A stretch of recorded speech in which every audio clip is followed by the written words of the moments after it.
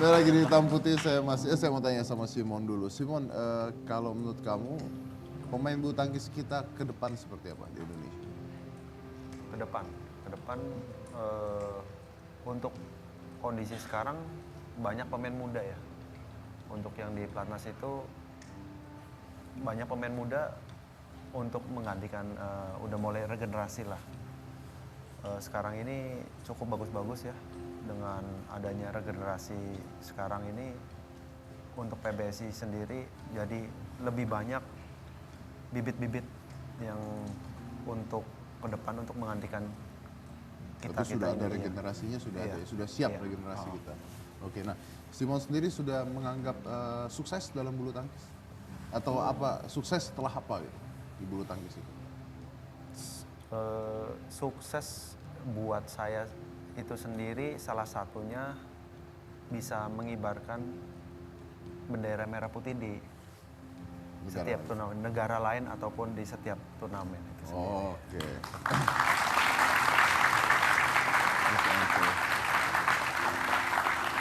Nah ini pertanyaan saya beda. Kan banyak orang-orang yang mungkin memiliki kekurangan, ya, tapi terus mereka akhirnya putus asa atau mungkin tadi seperti kata Anda terlalu fokus pada kekurangan tersebut. Gitu ya. Harusnya mereka seperti apa? Ya harusnya begini ya. Ya seperti yang saya katakan tadi bahwa bahasa diskriminasi itu saya sudah tidak paham lagi. Makanya perjalanan saya ikut event-event luar negeri yang paling menurut saya paling menyenangkan adalah Guangzhou, Cina kan. Jadi penghargaan manusia di sana luar biasa. Di Jadi Cina iya, jadi luar biasa sekali baik pun dari dukungan orang tua maupun dari masyarakat di sana. Jadi kalau di sana kan kalau saya seperti saya ini kan tidak ada yang kenal siapa saya kan. Tapi kalau seperti Taufik Hidayat mungkin semua orang kenal. Tapi ketika di sana, ketika orang berprestasi itu betul-betul dihargain. Ya kan? Berbeda dengan di Indonesia. Mungkin di Indonesia lebih mengangkat olahraga populer ketimbang olahraga prestasi. Kok makanya di Cina banyak pemain-pemain hebat juga begitu? Iya, makanya kalau menurut saya di Indonesia lebih mengangkat olahraga populer ketimbang olahraga prestasi. Contoh seperti tahun 2010 itu kita di olahraga difabel meraih emas di bulu tangkis, terus di umum juga waktu itu untuk Asian Games ada emas di bulu tangkis dan perahu naga. Tapi di Indonesia siapa yang kenal atlet perahu naga? Tapi atlet bola mungkin baru level-level yang ini sudah pada kenal. Iya, iya, iya, betul-betul. Jadi populer ya, bukan yang punya predikat ya sebenarnya. Oke, kalau misalnya untuk manusianya sendiri yang memiliki kekurangan, apa yang mereka harus lakukan? Jadi kalau untuk manusia sendiri ya seperti saya sebutkan tadi bahwa diskriminasi itu kadang-kadang datang dari pihak keluarga sendiri. Jadi kadangkala mereka menganggap bahwa anaknya tidak bisa. Padahal kalau menurut saya setiap ada kekurangan pasti ada kelebihan. Jadi jangan hitung yang sudah hilang, tapi hitunglah yang masih tersisa. Maksudnya di olahraga difabel juga banyak yang kita bisa maksimalkan. Maksudnya kita bisa mengintip peluang gitu kan. Jadi kalau kita tidak punya tangan, ya kan ada olahraga atletik, kita lari sekuat mungkin kan. Tapi kalau kita tidak punya mata kan, ya mungkin banyak olahraga yang bisa kita ikutin. Seperti golball yang sekarang ini kan. Nah sama dengan di umum juga menurut saya kunci sukses seorang atlet itu ada 3. Yang pertama itu mental. Jadi termasuk kalau di umum itu luar biasa kan pembiayaan. Tapi kalau di kita alhamdulillah atlet-atlet penyandang disabilitas itu mentalnya luar biasa. Pembiayaan ya tidak sehebat yang di umum.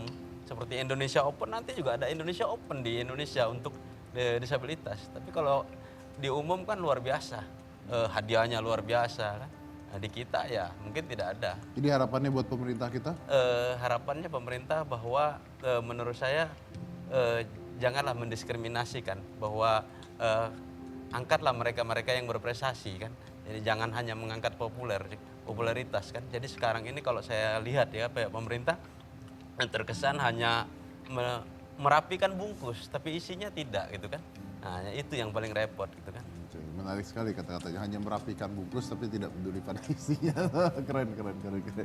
Oke, baik, terima kasih Pak. Kalau buat Bapak nanti saya minta nomor teleponnya aja Pak ya. Tagihan dipijit. Iya kan, biar nanti saya kalau ada apa-apa saya telepon Bapak Bapak. harus jadi atlet dulu, harus bulu tangkis dulu. Atlet catur, pernah lawan Utut dulu gue. Lawan siapa? Utut Adianto. Saya coba cari Google, saya pernah lawan Utut Adianto, tak cari di Google. Oke. Iya, atlet catur tuh pegel loh jari. Kenapa? Cuman ngangkat gitu? Benteng, kuda. itu Oh kan. iya, ngangkat kuda, Pak. Makanya, iya. Ya, Kan Pak, diangkat. nanti saya minta nomor telepon Bapak. Oke. Oke. Sukses buat Anda berdua, mudah-mudahan ini bisa menjadikan contoh buat bangsa kita dan pemuda-pemuda yang ada di Indonesia ya. Baik mereka yang difabel, mereka yang tidak difabel, mereka bisa melihat contoh-contoh yang berprestasi. Dan mungkin seperti tadi kata-katanya, mungkin kita dari pemerintah juga harus mulai melihat sesuatu yang berprestasi dibandingkan yang lebih populer. Tadi menarik sekali ketika dikatakan coba olahraga sepak bola yang masih culun-culun aja bisa terkenal gitu ya. Padahal udah terkenal terus hilang sendiri setelah ini. Tapi yang berprestasi malah tidak dianggap. Mungkin kita harus merubah, jangan merapikan bungkusnya tapi memperhatikan isinya. Dan tadi seperti dikatakan jangan memikirkan apa yang kita tidak punya ya. Tapi justru kita harus fokus ke apa yang tersisa dari diri kita dan maksimalkan potensi dari apa yang tersisa. So from now on don't focus on your weakness, but make that weakness at your hand page. Saya dari Komisi Cika Jessica, inilah Hitam Putih. Thank you very much.